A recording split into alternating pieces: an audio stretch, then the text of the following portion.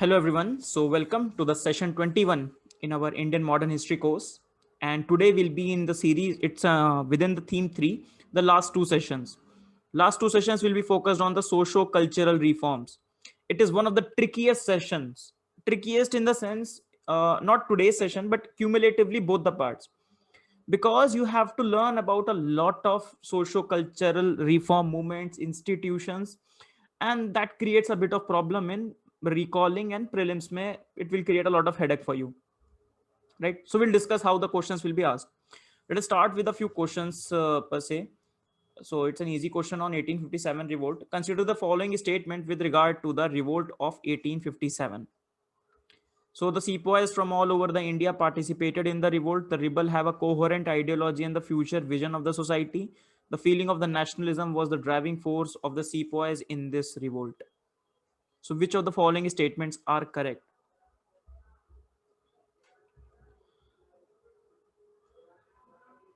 So which is the following is not correct? Sorry. Which is the following is not correct. So you have to choose the non-correct one. Now, if you see the question, so it's a very easy forward, like very easy question, right? So 1857 revolt we have discussed in detail. We have discussed that statement all the statements, everything. So statement 1 is not correct. Why? Because we know that sepoys of only a particular area were active, while the sepoys, for example, Gorkha sepoys, and they were helpful in the crushing of the rebellions. Then they did not have any forward looking program, right, or a political perspective or the future vision of society. So that was the weakness of the movement. And third, the modern nationalism was unknown at that time. So basically the love for their small locality, for their religion, not for the nation per se. So all the three statements are wrong here. Okay. So the or not all participated. No future looking ideology and sense of modern nationalism was not there. In fact, our theme 4 will be the rise of the modern nationalism, where we'll look at the modern nationalism as a whole. Chalo. Now, Indian reaction to the British rule. Coming back to it. So we started our theme 3 on this idea that we will look at the reactions to the British rule. It will be an immediate reaction, and it will be some ideological reaction or a reaction in the form of the socio-cultural movement. Now, within the immediate reactions, we have looked at the traditional revolts, we have looked at the tribal revolts, civilian revolts, peasant revolts, we have looked at it. Then we looked at the sepoy revolts, and within the sepoy revolts, 1857 big revolt, right? Characterized as the first war of independence. Now, today we will, from the today and the next session, we'll look at the ideological reaction, right? So that would be the reaction. Now, before that, let us look at the social conditions. We have looked at it, so we'll go through very quickly. So we have found out that the social conditions of India at that juncture, 18th century and 19th century, were very ripe for the reform. Means it was very rotten up. Whether you call it a religious area, social area, caste area, or the situation of the women, the situation was really not good. And especially if you compare it with the Western society or the society from where the Britishers are coming up, so it's bound to create a sense of, it will create a for if the people think over it, some intellectuals think over it, why British were able to capture India, or what were the problems in our society. When they thought about it, that we have these problems, and that is why maybe we were conquered by the Britishers, and hence we need to reform it.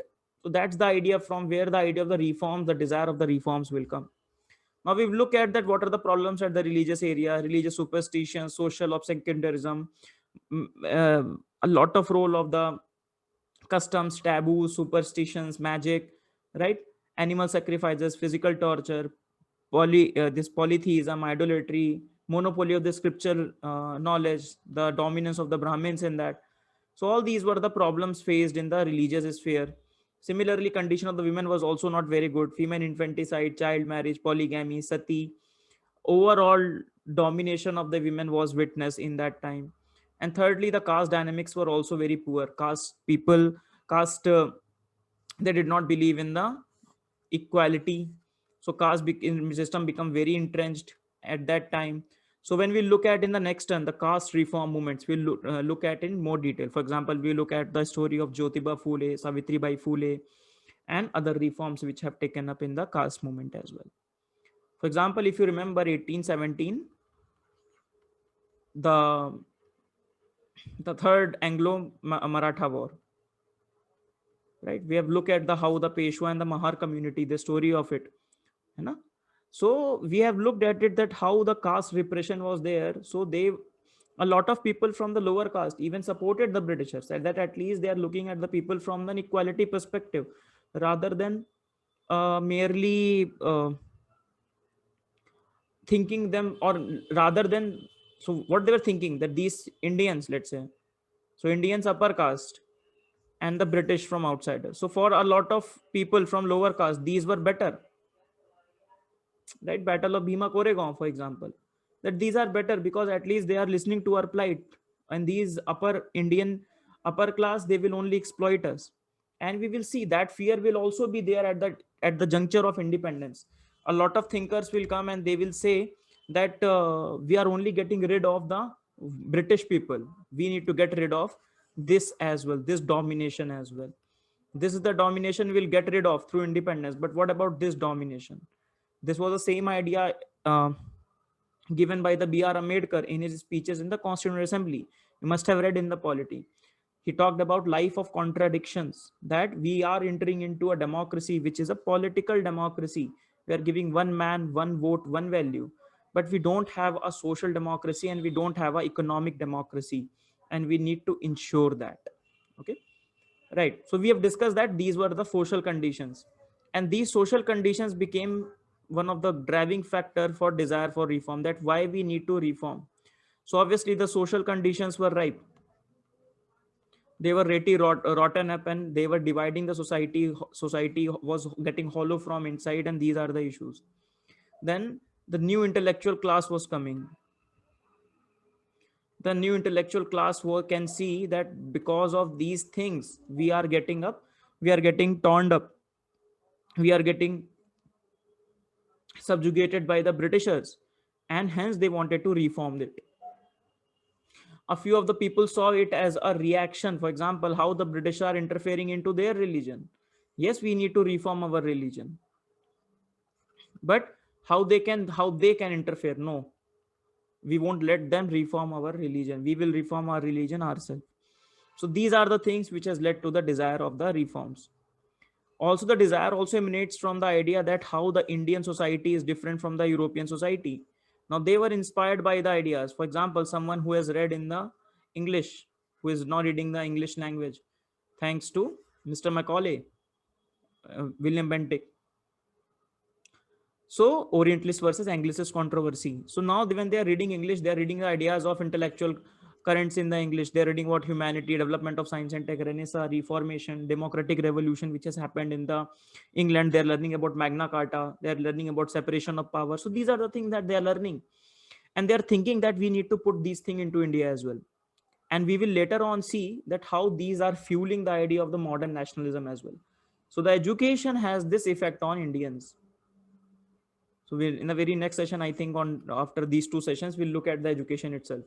So we'll see education, yes, served the purpose of the Britishers, but it also served the different purpose, or you can say unintended consequences. The consequences which were not intended by the Britishers, unintended consequences, that it is leading to the feeling of patriotism as well. Chalo. Now, desire for reform very quickly. So, social conditions were ripe for reform, whether it be religious and social level, depressing position of women, caste problems. So, these are the social conditions. Then, impact of the British rule. So, what was the society in the British versus the Indian society? British rule made us realize that what we are lacking. So, it is known as demonstration effect. We can see what is happening in England society and what is happening in Indian society. So, it's not good how Britishers are different from the earlier invaders. You know, opposition to the Western culture. So they saw a Western culture, for example, the works of the Christian missionaries, that these Christian missionaries are doing what? They are converting our people. So this is not good. They are disseminating the colonial culture and ideology. So they went up, no, no, no, we need to defend ourselves. So you get up your guard, or you try to reform yourself when only you see wind coming to you, right? That's the issue. Next, new awareness among the enlightened Indians. Now enlightened Indians got the awareness, no, we need to fight this Western culture or this modern culture and the modern values we need to imbibe in our society, in our Indian society, to solve the problems of the Indian society. These are the problems. So if we want to reform, if we want to improve, if we want to become enlightened, if we want to get to the age of reason in India or Indian Renaissance, that we need to do these reforms. Now, socio and ideological basis of reform. What are these bases of reform? First, the middle class. Now, the new emerging middle class and the educated class became the social base of the regeneration. These middle class are the one who are well read or they are studying, whether in India or whether outside. Lawyer, teachers, journalists, doctors. For example, the zamindars. For example, zamindars are exploiting the people, but they are rich. They're sending their children, for example, from outside to study, or their children are studying in English school. Now their children are becoming aware about what is the situation. For example, Raja Ram Mohan Roy himself was a zamindar or belonged to a very wealthy family. So these are the people who belong to this family. They will get the idea, no, no, no, we need to reform and these things are not good.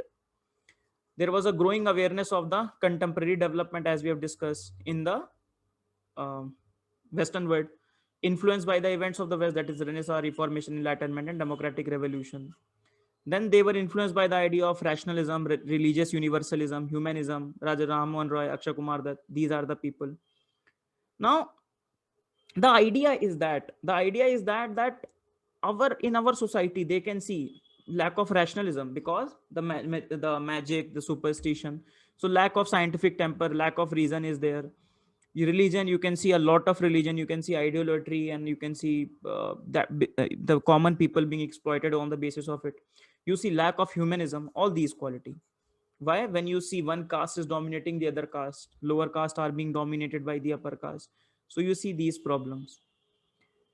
This get to a lot of reforms. So these led to the desire of the reforms. Now reforms can be seen in two streams. First stream is the reformist and second is the revivalist. Reformist means those, for example, there is an onslaught of the Western culture, right? Western ideas. Now there will be some who will say that, okay, let these ideas come and let us, because these ideas are good, and we will improve our own understanding based upon these ideas, because they believe that these ideas are fine. Western domination is wrong, but Western values are fine, or at least the values that they are vouching for, these values in themselves are just, let's say, reason, humanism, justice, civil liberty, and all these things. While the revivalist will say, okay, these ideas are coming and now these ideas we won't let enter these ideas, rather we will go back, we have our own ideas and we will strengthen them. So revivalist will have a tendency that, yes, originally we were doing something else. They both agree on the fact that current situation is not good, that current situation is not good, you know.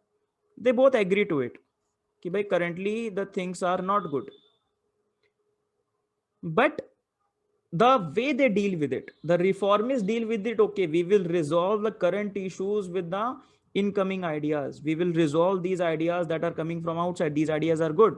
While the revivalists will say current situation is not good because we have forgotten the past essence, what was in the past was good thing. Now the current situation has become bad because we have not taken this path, we have left the path given by the original scriptures such as Vedas, let's say. Now, for example, Dayanand Saraswati will come and say the original knowledge was in Vedas and we have left the path of the Vedas. As we have left the path of the Vedas, and that is the reason for this current situation. Hence, we have to go back and we have to again teach about Vedas. So this is what this Swami Dayanand will say. So this is how the reforms are. There is one more stream within the reformists, that is the radical ones.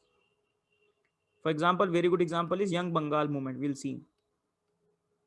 So these are the people who are very radical in nature. They will say that we need to do a lot of things very quickly. These are the radical people, right? We have discussed that in our ethics lessons, the political attitude, the radicals that are there. For example, Aam Aadmi Party, when earlier has come, it has a radical mentality. Now that is the radical reforms as well. Now, both dependent to varying degrees on the appeal of the lost purity of the religion, they sought to reform. The only difference was one reform between one reform movement and the other lay in the degree to which it relied on the tradition or the reason or the conscience. Chaliye. Now let us discuss a very important point, that how we need to approach, or whenever you how you study this particular two lectures. First of all, if one is very thing is important, that is individuals. This is for both pre and mains. More important for prelims. So, for example, every individual that you read today, that every individual is important. May not be their organization, may not be their organization, but may not be the organization per se, but their individuals are important. Now, for example, today we will look at the Raja Ram Mohan Roy. Right, Raja Ram Mohan Roy, Dayanand Saraswati, Vivekanand. These are the individuals which are very important. And later on, let's say Gopal Krishna Gokhale, Mahadev Ranade. Yes, these are people are also important. Some of the parallel study you have to do on your own as well, a bit of it, and I'll let you know. Organizations are important. There are a lot of organizations, so you need to make a, for example, some map. Through maps you can study, some timelines you can make, you can study. These are the things that you have to do on your own, है ना? Now, with respect to mains exam, there is one important thing, that overarching trajectory of the socio-cultural movements. For example, what is the desire of it, different trends of it, and the significance of it, and the shortcomings of it. So these are the things that you are supposed to know. Okay? Chalo. Let us start with the Raja Ram Mohan Roy. Raja Ram Mohan Roy covered almost everything. You don't have to read from anywhere. So he is known as the father of Indian Renaissance, maker of modern India. So one question you can expect, I'll frame the question in the next session. One question expect directly, the Raja Ram Mohan Roy is known as the father of Indian Renaissance or maker of modern India. Explain. Very easy question, 10 marker or 15 marker. So you need to write about Raja Ram Mohan Roy. So Raja Ram Mohan Roy, we have read from the childhood, isn't it, about Raja Ram Mohan Roy? So modern scientific approach, principle of human dignity, social equality, faith in the monotheism. So he believed this idolatry and all these things is not good. And he believed that there is only one God, monotheistic. Okay?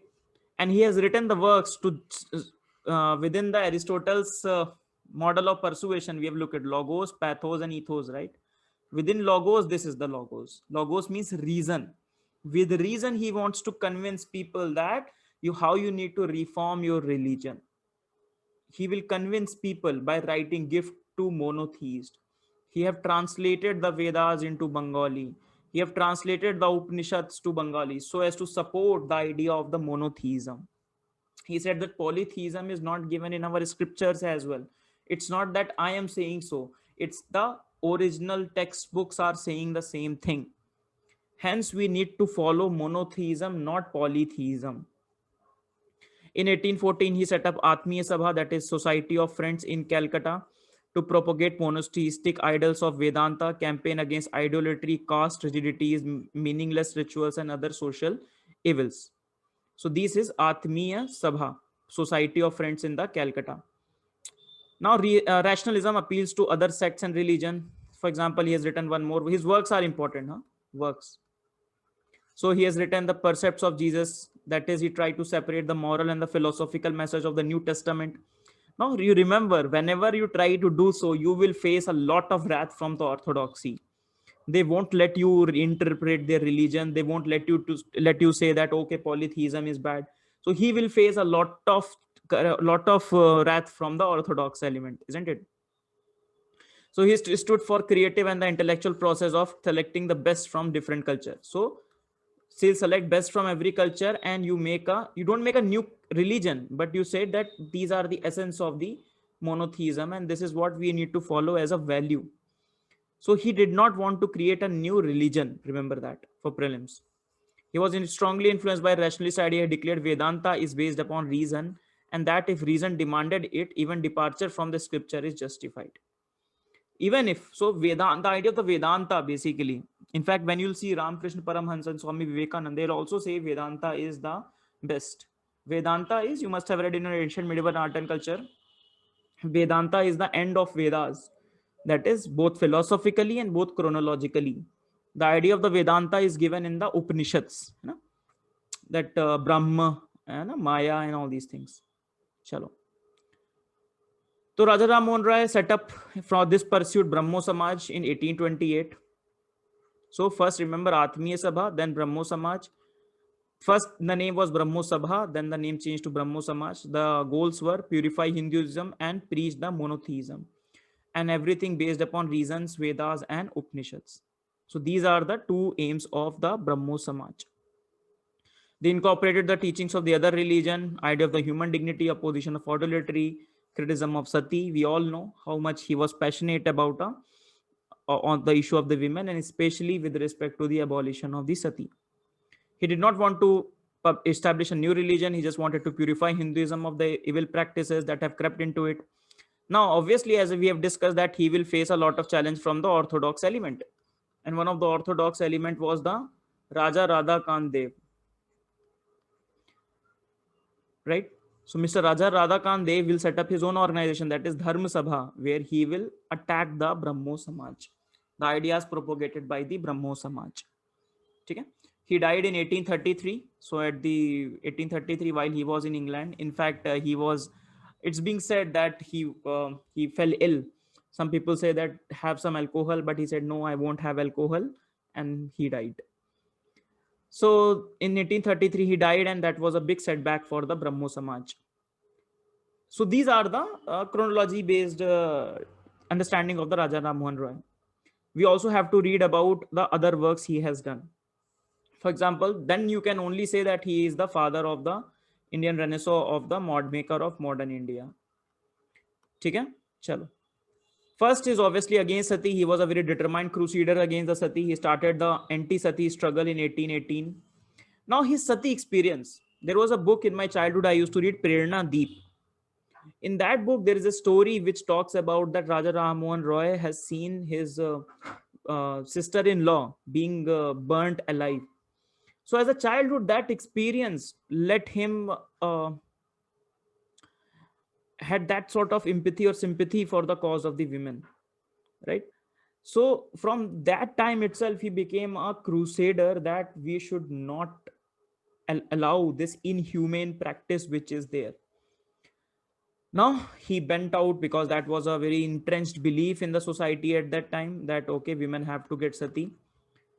So within this, he has to justify, and the point is use of the logic reasons. He has said that no sacred text talks about the burning alive of the women. It's nowhere written in any Vedas, nowhere written in any book that you have to do this. It's a evil social practice. He said, rather, all the religions talk about the appeal to humanity, reason, compassion, not these things, sati. He himself visited the cremation grounds, organized vigilant group and petitions to the British Empire, like let's abolish this, abolish this. And finally, with the help of the William Bentinck, sati became a crime that we have studied in the William Bentinck as well. He was a big campaigner for the women right. He condemned the general subjugation of the women. He was against the polygamy and the state of the widows, inheritance and property for the women. He led a lot of efforts for the education. We'll see. So these are the reforms he has done in the socio culture, social domain. Then political arena, he glorified the Indian culture and ancient Indian culture. When he did that, obviously the Indians will feel good. It was you can say it was a movement for the resurgence of Indian nationalism. How can you say that he glorified Indian culture? Because he talked about the Vedanta, right? The Vedanta is based upon reason, based upon compassion, based upon humanism. So when these things are there, obviously it leads to glorification of the ancient Indian culture. Raja Ram Mohan Roy believed in the freedom of the man, opposed the racial superiority of the European, though did not demand he did not demand independence, but he talked about the civil liberties. He said that the rights like liberty, nationalism, free expression, against tyranny and justice. He talked about the freedom of the press. We'll look at it. He started as a private clerk in the EIC and then went on to work in the revenue department as well. He advocated the substitution of English in the place of Parsi. Law needs public consultation. So these are the things being advocated by him in the political arena. Apart from that, other contributions can be seen in the as education, political we have seen. So education may he believed that education is the prime necessity for the upliftment of Indian society. He advocated induction of the Western learnings. So the Western ideas are very important if we want to have a very energized Indians and educated Indians. So study of English, science, Western medicine, technology. Set up a Hindu college in Calcutta with David Hare in 1817. Okay, so he set up David Hare in 1817, Anglo Hindu school in 1822. He used his own money. He set up a Vedanta school in 1825. So these are the steps which he has taken. For economic era, he espoused the cause of the cultivator. He said the domination which is given or the powers which is given to the zamindars are not good. They are exploitative for the peasants. He also talked about the economic drain. In fact, he said he's one of the first one to talk about the economic drain. Obviously, he has not given the complete list as given by the Dada Bhai Nehruji that we have seen, but he talked about the economic drain. He supported setting up the industry and employment. He said that British should set up some industry so that the people can get more employment. With respect to press, his efforts are very important. For example, he was the one who his works led to Charles Metcalfe to remove the restrictions on the press which have been kept. है ना? That's why Charles Metcalfe is also known as the liberator of the press that we have discussed. He himself has written Sambat Kaumati, Miratut Akbar. He's published magazines in English, Hindi, Persian, and Bengali. You can imagine polyglot. है ना? Brahmanical magazines also. His name was Brahmanical Magazines in English in 1821. Some of the facts you have to remember. These facts are important mainly from the mains perspective. Now, so this is all about the Raja Ram Mohan Roy. You have to summarize everything and write in 150 words. So this is where your answer writing skills comes into being. Now the death of the Raja Ram Mohan Roy. So Brahmo Sabha get into Brahmo Samaj, Raja Ram Mohan Roy. Then Devendranath Tagore has joined the Brahmo Samaj. Now after 1833, after the death of the Raja Ram Mohan Roy, Brahmo Samaj was going down when Devendranath Tagore joined the Brahmo Samaj. He has given more boost to the Brahmo Samaj. Later on, very important personality that is Kesab Chandra Sen also joined the Brahmo Samaj in 1858. He was made Acharya in 1858. But later on, there became some struggle between the Devendranath Tagore and the Kesab Chandra Sen. So they got a split in 1865. So he was dismissed and he created his own Brahmo Samaj of India in 1866. So division in the Brahmo Samaj. While the this Devendranath Tagore Brahmo Samaj is known as Adi Brahmo Samaj. Adi means old. So old Brahmo Samaj is of the Devendranath Tagore. Later on, within this Brahmo Samaj of India, some division will be there. Because now Kesav Chandra Sen has done something which is not liked by the progressive elements of the Brahmo Samaj of India. For example, he got his own 13-year daughter married to child marriage he has done basically. Now the progressive elements do not like it and they have created their own Sadharan Brahmo Samaj. So this is the timeline that you need to remember. Very, very important. Let us talk about the Devendranath Tagore. So Devendranath Tagore, it is said that he was a very harmonious mixture of Indian learning and the Western thought. He has given the new life to the Brahmo Samaj when he joined the Brahmo Samaj in 1842. Before that, he headed the Tattvabodhani Sabha, his own organization founded in 1839, and Tattvabodhani Patrika, which worked toward the systemic study of the India's past with a rational outlook. So past also and with reasons. So that is why these people come in the reformist category. Propagated Raja Ram Mohan Roy's idea. Now he worked with two fronts. First, within Hinduism, he wanted to reform that, but he did not like the activities of these Christian missionaries, especially the conversion things. So he was vehemently in opposition to it. And later on, we will see how this Debendranath Tagore will also, because of his a bit of orthodox views, because of his extreme views, he will come in contention with the case of Chandra Sen. Now, Keshav Chandra Sen, as we discussed, made Acharya by Devendranath Tagore in 1858. He popularized the Brahmo Samaj outside India. He was the one who popularized the Brahmo Samaj outside Bengal, in United Province, Punjab, Bombay, Madras. He started to have a conflict with the Devendranath Tagore. Why? He believed that some of the ideas of the Keshav Chandra Sen are too radical. For example, when Keshav Chandra Sen talked about the cosmopolitization of the Samaj meeting, that means कि भाई we need to include the teaching from all the other religions as well. Now, as compared to Raja Ram Mohan Roy, Devendranath Tagore was a bit orthodox, not a bit, not a lot, but a bit. So he did not like the idea of the Keshav Chandra Sen. Now, Keshav Chandra Sen has a very strong view against the caste system. Devendranath Tagore has said no such strong statements. We don't want to align with you. Even support to the intercaste marriage. Keshav Chandra Sen. Hence, after a lot of tuggle and tug of war, he was dismissed as Acharya in 1865. Right? He set up his own Brahmo Samaj, that is Brahmo Samaj of India, Keshav Chandra and his followers. Later on, as you discussed, he got his 13-year daughter married, and they form the Sadharan Brahmo Samaj. You need to remember the names as well here. Anand Mohan Bose, at least one name that you need to remember. While on the other hand, Devendranath Tagore and the follower became the Adi Brahmo Samaj. So this is the overall idea of the Brahmo Samaj. Hai na? The significance of the Brahmo Samaj can be traced from the idea of the rational and the rational outlook they have propagated. In any case, the significance of the Brahmo Samaj can be seen in the times of the works of the Raja Ram Mohan Roy as it is. You know, how much work he has done for the women, how much work he has done to imbibe the idea of the humanism, imbibe the idea of rationalism, reason in the works. So this is one of your reform movements. Now let's go to the next one, that is Young Bengal movement. Now, from the name itself, Young Bengal movement, that means some young people in Bengal. Now, that was a very radical movement, led by one of the teachers in the Hindu college. You know?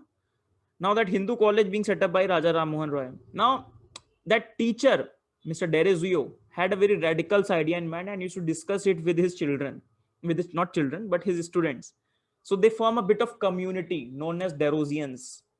And they used to talk about a lot of very radical ideas. Let's say the plight of the farmers, they have not taken up some of the grassroots ideas, but very radical ideas such as civil liberties, trial by jury, and all these things. So reforms in the judicial system, reforms in the political system, which were a bit more radical at his point of time, which later on we'll see that's all the thing that Indian National Congress will want as well. But these are a bit radical ideas of that time. Now, in late 1820s, 19, there emerged a radical intellectual trend among the youth, which came to be known as Young Bengal movement. Young Anglo-Indian. Anglo-Indian is one who is, let's say, whose father or mother is from English, and the other parent is Indian. So their offspring is Anglo-Indian. And recently we have finished the reservations for the Anglo-Indians in the parliament. So Henry Vivian Derozio, who taught at the Hindu College from 1826 to 1831, was a leader for this progressive trend. He was inspired by the ideas of the French Revolution. He talked about basically the idea of the freedom of speech and expression, think freely, quickly, rationally, question authority, love liberty, equality, freedom, oppose these old customs, tradition.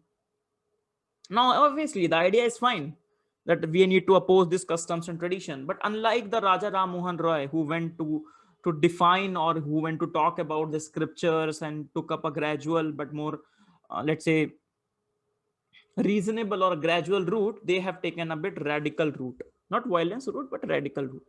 They also supported the women rights and education, was perhaps the first nationalist poet of the modern India as well. They attacked the old and the decadent customs, rights, traditions. They were passionate advocates of the women right, demanded education for them. But social conditions were not ripe for the ideas to flourish. You can see them as in the time 1826 to 31, isn't it? Even the this Orientalist versus the Anglicist controversy is not there. Still, the Britishers are more oriented toward the Orientalist. However, they forgot to maintain their links with the people. In their sense, their radicalism was a bookish. They failed to come up with the grips of the Indian reality. His ideas were much more modern than the even Raja Ram Mohan Roy. He was a brilliant teacher who, in spite of his, attached himself to host of bright and adoring student and all these things.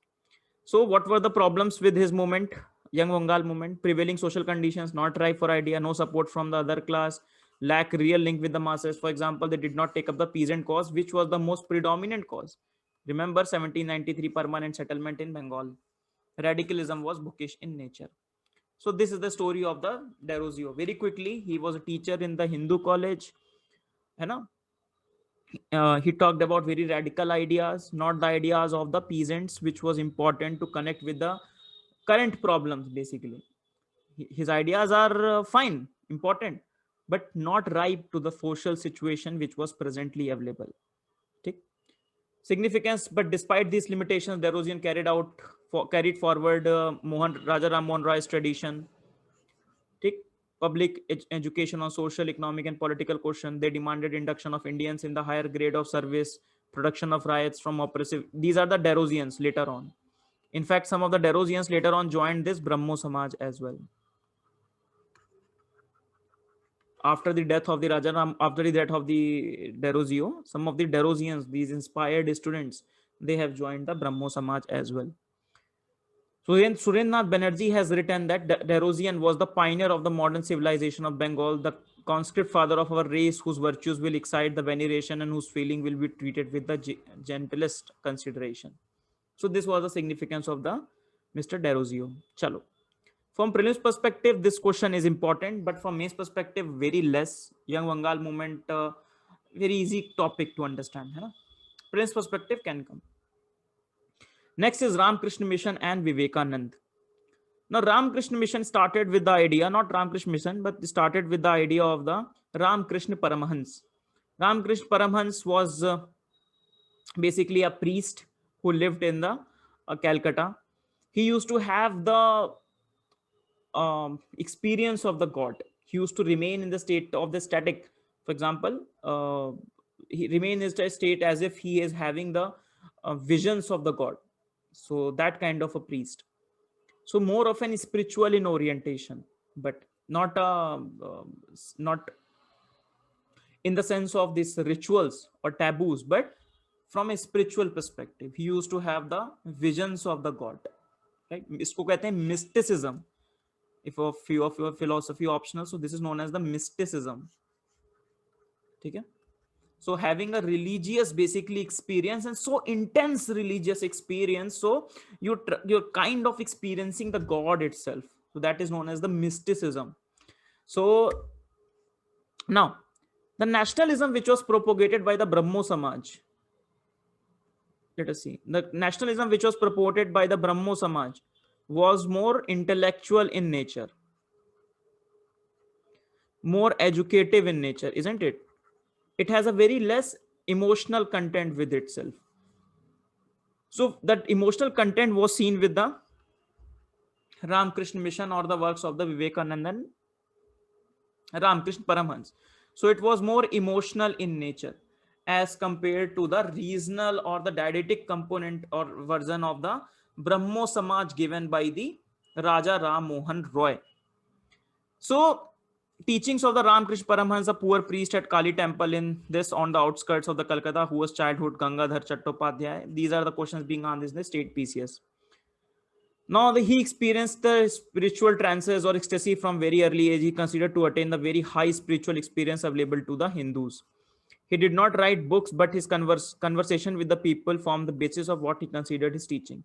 You can see he was a poor, he did not have a proper institutional structure, but his conversations with the people, that what religion is, what is the idea of the religion in the social setting in which we are living in. One of the major idea was of the idea of service, the doctrine of service. So basically the idea was that you have a divine within you. The God is within you. And the God is within you.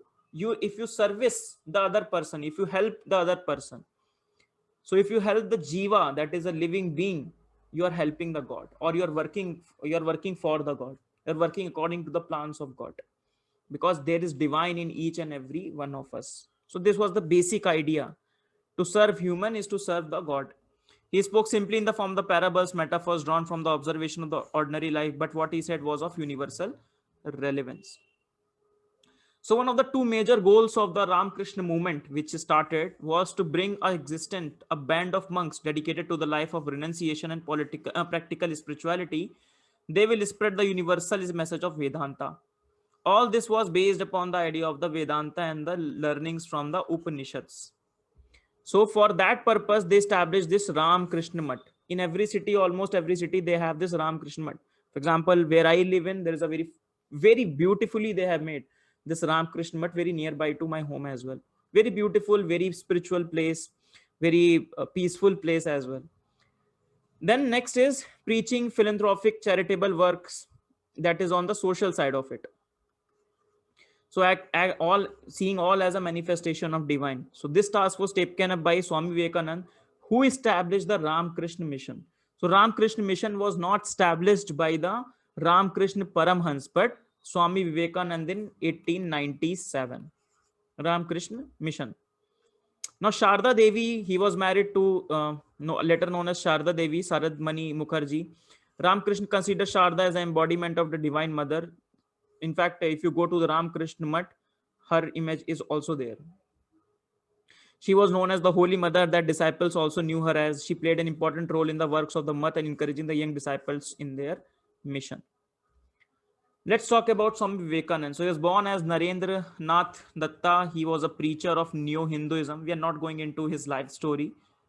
You can read his life story in the Wikipedia page, early life. You need to remember this time period, 1862 to 1902. His message to the world was based upon the idea of the Ramakrishna Paramhans message. Obviously, he was his teacher. Teachings of the Upanishads and the Vedas, examples of Buddhas, Jesus, and all this.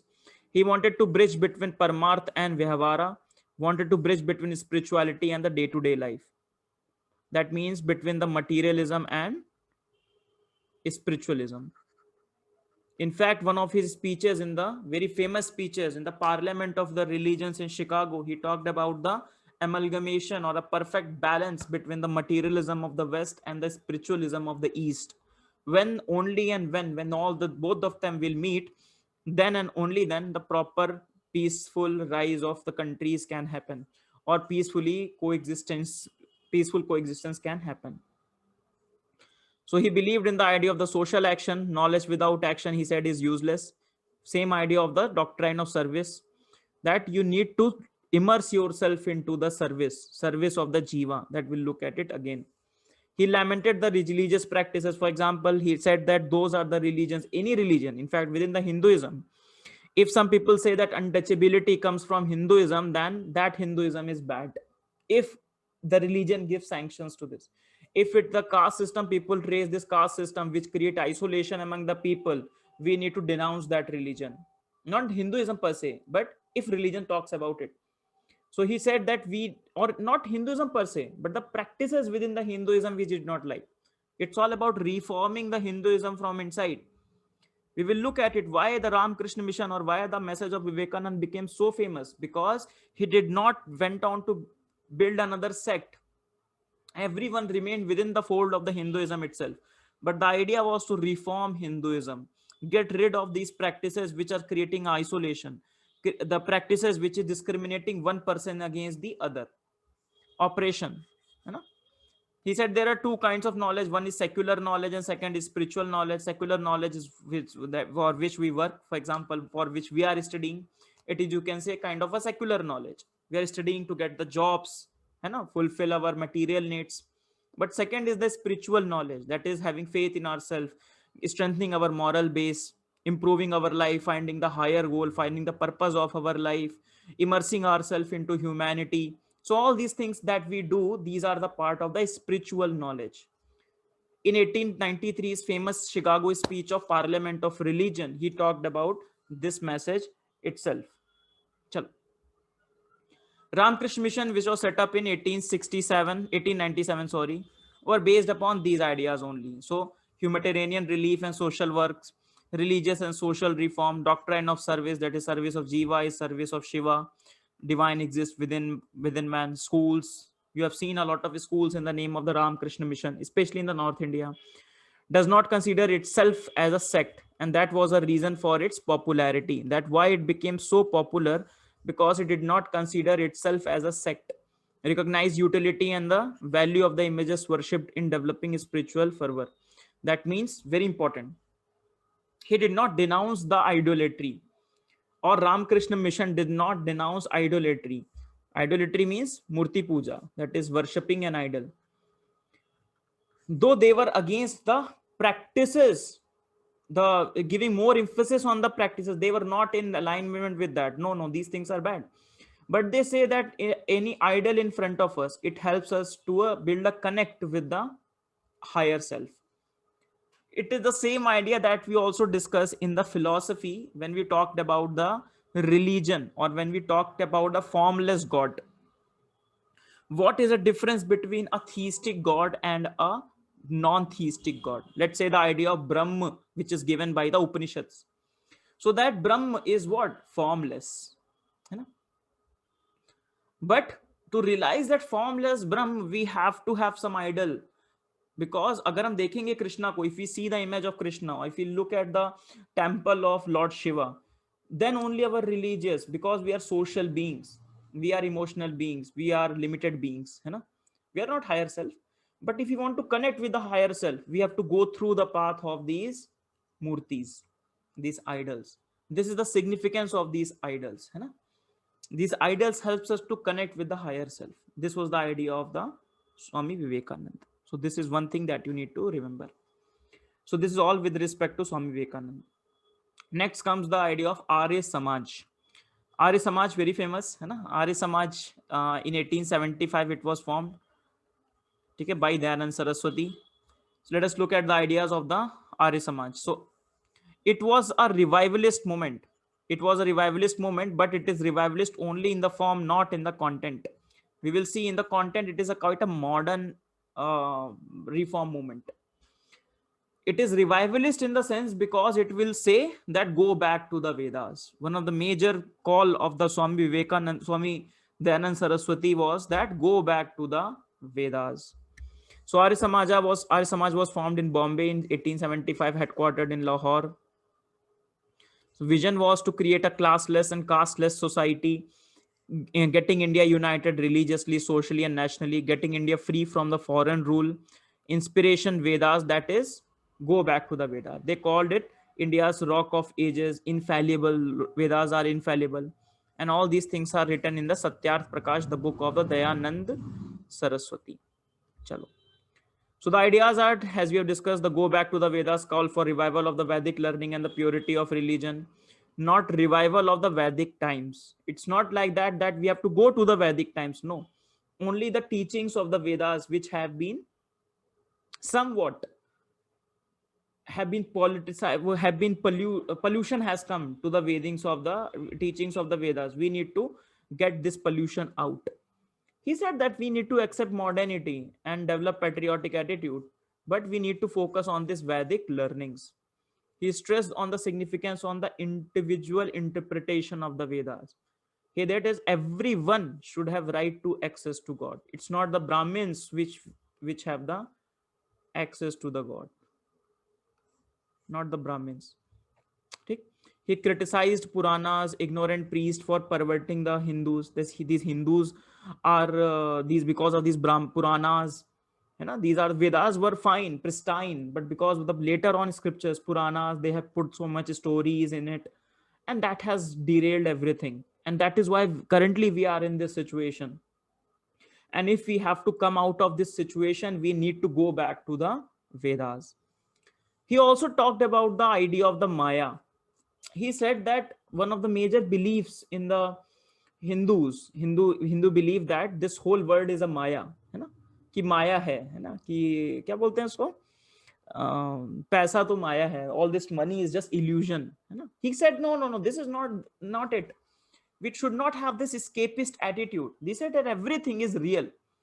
One of the major belief of the Vedanta, that is in Shankaracharya's Vedanta, one of the point is that this whole world is Jagat Mithya. है ना? Brahma Satyam Jagat Mithya. That Brahma is the Satya and Jagat is Mithya. है ना? Now, When Jagat is mithya, that's what Dhananand Saraswati is saying. But they say is no, Jagat is not mithya. Everything is real. Everything, Prakriti, Jagat, God, everything is real. So we need to respect everything, and we need to avoid this escapist attitude, right? He said that he advocated God, soul, matter. Everything is different and everything is eternal. He also did not believe in the idea of niyati, bhagya, that everything depends upon the niyati. No, he said he believed in the principle of karma and reincarnation, that we re are incarnated because of the our karmas. Take now some of the principles. Let us see some of the principles. God, you can see, or you can read everyone. From Plain's perspective, these are important. God is existent, intelligent, and blissful. He is formless, omniscient. Formless means now he will be against or the teachings of Ram Krishna mission or Vivekanand, who will say that the importance of idolatry. Now within the Arya Samaj, if you have any social experience, Arya Samajis do not pray to the idols. No. One of my relative is a follower of the Arya Samaj. Uh, they don't have any idols in their home, Krishna and Lord Rama and nothing like that. They worship the five elements. So for example, you'll find the Agni, that is fire, in every each and every of their functions. Sorry. They say Vedas are the scriptures of the all true knowledge. It's the paramount duty of all Aryas to read them, recite them, and hear them being read. ठीक है, तो prime objective of the Arya Samaj is to do good to the world, to promote physical, spiritual, and social good of everyone, and all the rest of the things are same. So these are said to be the 10 principles of the Arya Samaj. You can read them out. He launched a frontal attack on the Hindu orthodoxy, caste rigidities, because he believed in the casteless and the classless system. Untouchability, idolatry, polytheism, belief in magic, charms, animal sacrifices, taboo on the sea voyages that we have seen in the upper caste Hindus. है ना? 1857 revolt reasons. Feeding on the dead through Shraddh. So Shraddh also he did not, he criticized them. They then subscribed to the Vedic notion of Chaturvarna system. He said that Chaturvarna is fine, but these Chaturvarnas are based upon the works. They are not based upon the birth. They are based upon the occupation and the merit of the person, not based upon the birth. So he believed in the idea of the Chaturvarna. Remember that. You know, Brahmin, Kshatriya, Vaishya, Shudra are there, but they are based upon the idea of the birth. They're not based upon the idea of the birth. They are based upon the idea of the occupation and the merit. The Arya Samaj fixed also some of the progressive things that you can see, and that's why you can say the revivalist only in the form, not in the content. They fix the minimum marriageable age at 25 years for boys and 16 years for girls. Then the death of the Arya Samaj, then death of the Dayanand happened in 1833, not 19, not 1833. 1833, who died? Your Raja Ram Mohan Roy. Now, after the death of the Dayanand Saraswati, what happened? Obviously, some divisions were there. Then DAV college started in Lahore. It became two parties. They were divided. One was led by Raja Lala Lajpat Rai, Lala Hansraj, Lala Lal Chand, and second was led by Guru Dutt Vidyarthi. What was the major idea of contention? The major idea of the contention was, you can see the name. First is College Party or Culture Party. Second is Mahatma Party or Gurukul Party. Now the Gurukul Party will say no English language. No English language, strict vegetarian. है ना? So a bit more revivalist in tendency. है ना? Bit more orthodox. So from there you can remember. So Mahatma or Gurukul Party will say no non-vegetarian, only strict vegetarian. What we need to study, not English language, but Sanskrit and the Vedic learnings, ancient Gurukuls are fine. And Swami Shraddhanand is the major figure here. Okay? On the other hand, you have the college party who will say that no, diet is individual choice. Okay, we are working on the Arya Samaja principle, but when it comes to eat, it is an individual choice. If one wants to eat meat, then that's fine. Go ahead and eat non-veg, not an issue. They were also divided on the issue of the school curriculum. One side said Vedic learning, Sanskrit language. The other side said no, English education, government curriculum for economic and professional needs. So this is how these two parties were divided. Next is Arya Samajas were significance give self-respect and self-confidence to the Hindus, which helped them to undermine the myth of the superiority of the whites and the Western culture. It zeal to protect the Hindu society from the onslaught of the Christianity and Islam. Samaj started Shuddhi movement to reconvert Hindu fold to convert to Christianity. So this is what the Shuddhi movement. On later on, this Shuddhi movement became controversial. Why? Because that turned into a bit of a Ghar Vapsi movement. Remember the current context. So purification means those who are converted to the Christianity, they need to be brought back within the fold of the Hinduism.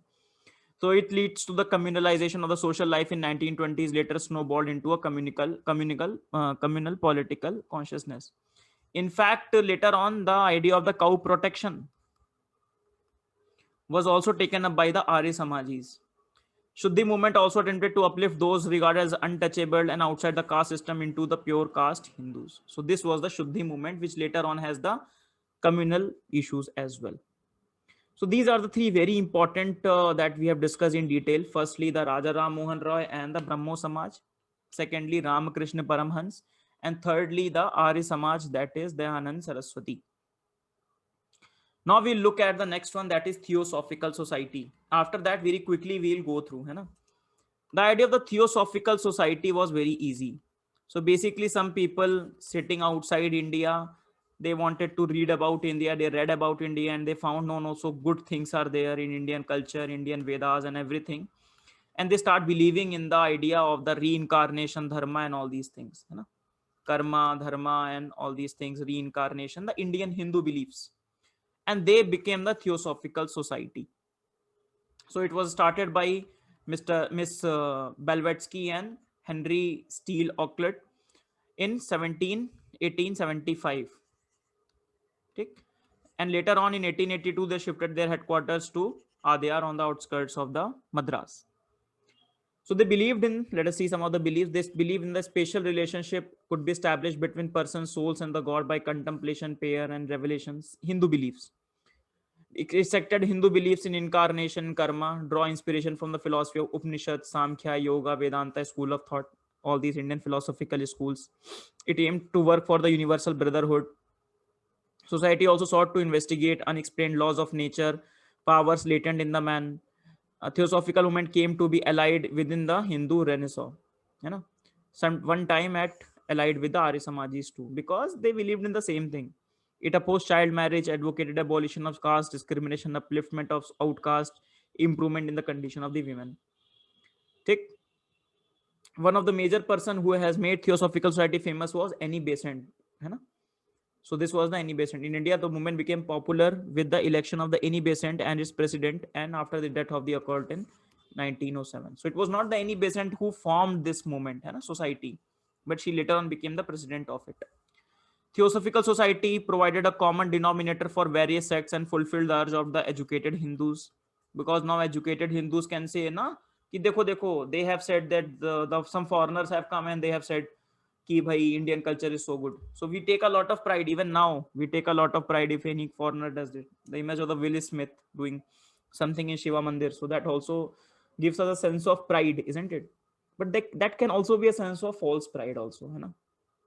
For example, in the you can see, viewed from another angle, it also had the effect of a false sense of pride to the Indians in their outdated and sometimes backward looking tradition and philosophy. So they were liked by religious revivalists. Theosophical did not attain much success, but as a movement of Western glorifying the Indian religious in the philosophical tradition, it gave India a much needed booster of the self confidence, self respect. So this is your Theosophical Society. Chaliye. Next is the Prathna Samaj. Very quickly now we'll go. These are the important ones. Now everything you have to cram. I don't have to explain a lot because I'll explain only the things written in the slide. So in 1867, Keshav Chandra Sen has held Atmaram Pandurang. So you need to remember the personalities here. Hai na? So Atmaram, let's say first is Atmaram Pandurang, found the Prathna Samaj in Bombay. Earlier Brahmo Samaj spread in Maharashtra. Precursor of Prathna Samaj was Paramhans Sabha. Then MG Ranade later on joined this. ठीक? MG Ranade is an important personality, joined the Samaj in 1870s, and much to the popularity of the work done by the society was due to its effort. His effort, his efforts made the Samaj gain an all India character. तो क्या याद क्या रखना है? What you need to remember? You need to remember that MG Ranade was not the founder of it, है ना? Founder नहीं था, founder कोई और था. Similar to Annie Besant was not the founder of Theosophical Society, but she was the one who made it famous. Other leaders was R.G. Bhandarkar and other people.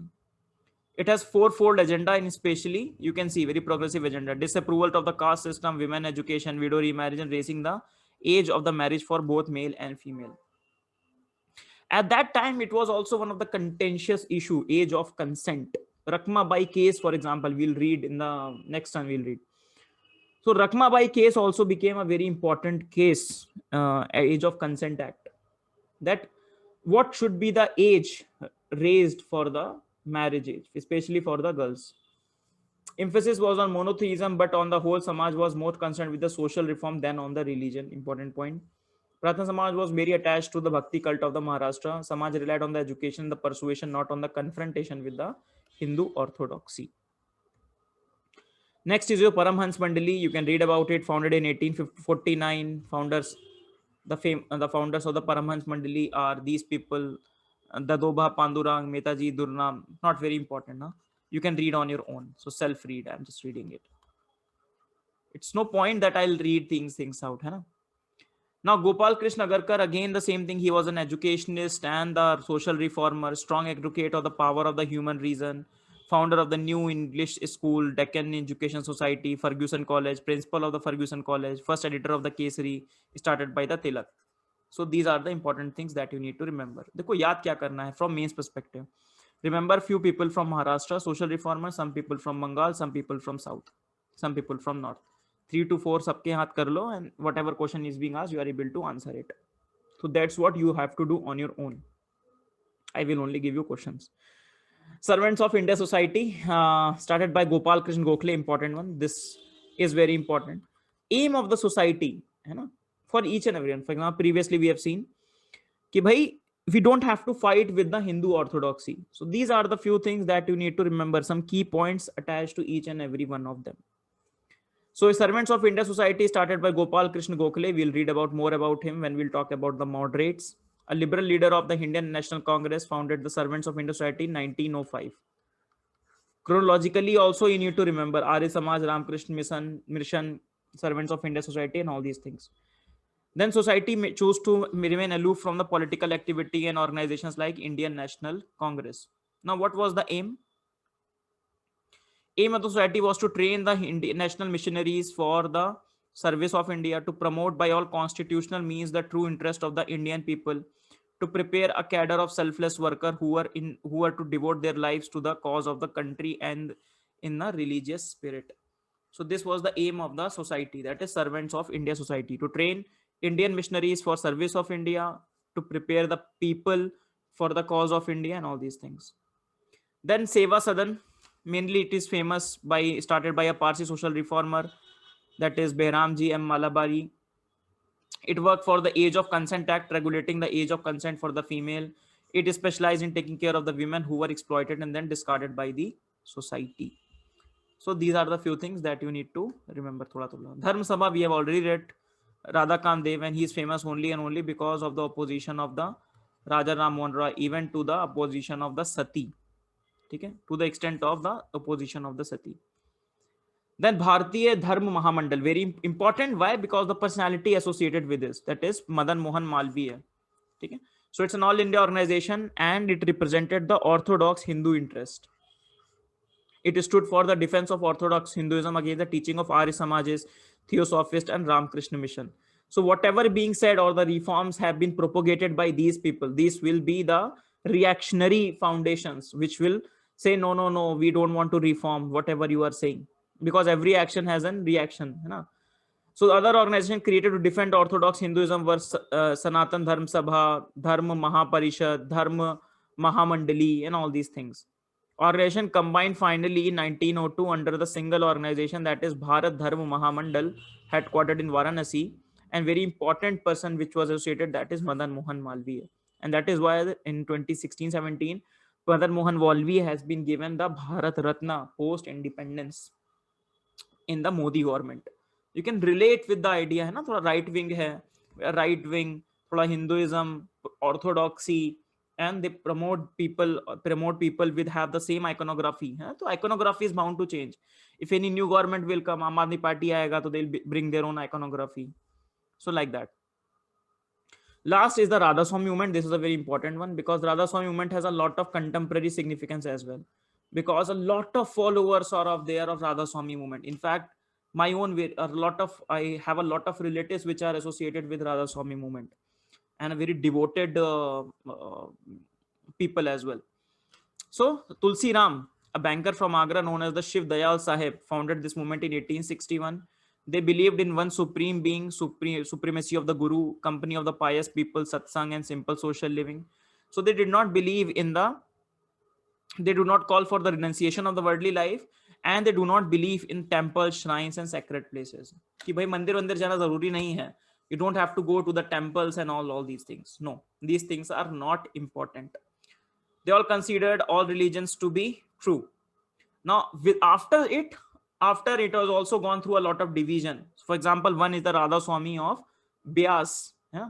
One is Radha Swami of Agra. So in the north, you have a lot of such sects being there. So that's the end of the session. I know it's a bit long session and a few of the things I have to brush it through, but for our own sake only. देखो what you have to do, you have to make a map. मैंने क्या बताया, map बना लो, timeline बना लो, ठीक? And these movements are important because even though they are not important per se as an intrinsic value means coming in the exam, but they will hurt you in your test series. It will hurt you psychologically. Sir, ये नहीं prepare किया or I have not prepared like that. So we do some things just for our psychological fulfillment, and these are of these few things. But within these things, some individuals are very, very important. One of the ways I have already told you in the modern history is to read through individuals. We have covered a lot of individuals. है ना? जैसे Raja Ram Mohan Roy we have covered in detail today. थोड़ा खुद से भी करो. For example, MG Rana Day, 5 to 6 lines about him. That's it. Very small. Done. So like that. Chalo. So before we finish off our session, let us discuss some questions. With reference to the statement, reference to the Keshav Chandra Sen is correct. He advocated the inclusion of the teaching from all religion in the Brahmo Samaj of India. Along with the Devendra Tagore, he founded the Brahmo Samaj of India. He held a strong view against the class system and supported the intercaste marriages. So which of the following statements are correct? Pause the video and try to answer the question because you have seen the session. So the answer is straightforward. We have discussed this diagram. We have discussed this कि भाई story क्या थी. All the story we have done. So yes, this second statement is wrong. It was not with the Devendra Tagore, but in opposition to the Devendra Tagore, he has formed this. And statement 1 and 3 are good, right? Because that was the reason because of which such problems have come. Next question is, which of the following were the major factors in the failure of the Young Bengal movement? It failed to crumble with the Indian reality. Social conditions were not ripe for their ideas to flourish. Ideas were conservative and could not attract youth. Responsible for the failure of the Young Bengal movement. तो क्या है भाई? Third statement wrong है क्योंकि ideas were not conservative. Ideas were too radical. तो third statement is wrong and first and two statement is fine. ठीक है, तो I think this should be green, but that's fine. These two statements are fine and this is wrong. The next is, consider the following statement about the ideals of the Dayanand Saraswati. He supported polytheism and ritualistic religion dominated by the Brahmin priest as it was present in the Vedic society. He opposed the belief in the principles of niyati. He was against the caste rigidities but supported the Chaturvarna system. Pause and try the answer. All the things we have discussed today. Now, first statement, he did not believe in going into the Vedic times. He said, that's why we say that it is revivalist only in the form, not in the content. He believed in the modernity. He did not believe in the polytheism. He did not believe in the ritualistic religion. So first statement is wrong. Second statement is fine. Third statement is also fine. So answer is 2 and 3. Okay? So first statement is wrong. 2 and 3 is fine. Rest you can read in the notes. बाकी तो लिख ही दिया है पीछे भी, and this is all again in the notes. चलो एक और क्वेश्चन है. Consider the following statement in the context of the Hindu College established in 1817. It was established in Calcutta by Jonathan Duncan The primary objective of the college was to protect the traditional Indian thoughts, philosophies, and practices from the Western influences. So we have discussed in 1870s, Raja Ram Mohan Roy along with the David Hare has established this particular college. So first statement is wrong. Tick. Now let us see the second statement. So Hindu College was established in the Calcutta with David Hare, support of Raja Ram Mohan Roy. It is the oldest modern education institution in Asia, has a key role in the Bengal Renaissance. Son of the respected Hindus, provide tuition to son of respected Hindus and literature and science of Europe and Asia. And Derosians, firebrand teacher, वो यहीं से belong करते थे. So obviously second statement will be wrong, because when the Derosio will belong to this place, obviously this place will not be protecting the Indian traditional thought. In fact, it will be opening the Indian traditional thought to the Western ideas, Western principles, Western values, and all these things. So both the options are wrong. So let's finish with this particular question. Today's session, I know today's session was a bit long, very healthy and hectic, but I hope this is one of the last two. Next session will also be a bit like it, but after it, it would be a smooth sail. That's what I feel. So we'll see you after in the next session. Bye bye till now. Please keep on revising, keep on solving the questions. That's only going to help you. Bye bye. Thank you.